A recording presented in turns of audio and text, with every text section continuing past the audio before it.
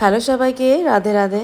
আমি আমার জীবনের নিজের ঠাকুমা বা দিদাকে তো কোনোদিন দেখতে পাইনি, কিন্তু সেই কমিটা ভগবান আমার জীবনে রাখেনি। কারণ হলো এমন একটা ভালো আমি পেয়েছি আমি। আমি মানে হলো আমাদের মধ্যে ঠাকুমা বা দিদাকে বোঝানো হয়ে থাকে। তো ইনি হলেন আমার আমই, মানে আমার শাশুড়ি মার নিজের মা। তো আমার হলো দিদা শাশুড়ি। তো উনি আমার কাছে খুবই স্পেশাল।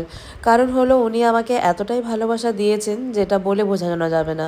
একজন দিদা বা ঠাকুমা নিজের নাতনিকে যেমনটা ভালোবাসেন, তিনিও কিন্তু আমাকে ঠিক সেভাবেই ভালোবাসাটা দিয়েছেন।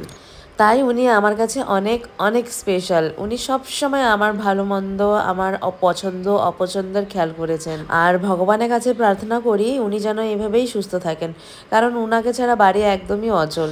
আর আমি আমাকে ফোঁটা পরানোর সময় নাকে অনেক ফোঁটা পরে নাকটা লাল হয়ে গিয়েছিল। তো তাই অনার বাবা বলছিল যে নাকটা লাল হয়ে গেছে। তো আমি ওকে বলছিলাম আবার যে তোমার থেকে বেশি আমি আমাকেই ভালোবাসে, তাই আমার নাকে এত ফোঁটা পড়েছে। আর আমের হাতেই এবার আমরা লাস্ট ফোঁটা পড়েছিলাম হাসি মারাতে। তো আমের হাতে ফোঁটা পড়েই আমরা হাসি মারা থেকে চলে এসেছিলাম। আর ভগবানের কাছে নিবেদন করব যে এইভাবেই যেন আরও অনেক বছর আমের হাতে ফোঁটা পড়তে পারি। আর এখানে দেখতেই পারছো অনায়ের পাপা এবার আমার আগে টাকা দেখাচ্ছেন। কারণ হলো আমি এবার আমাদেরকে সেম সেম টাকা দিয়েছেন দুজনকে 150 150।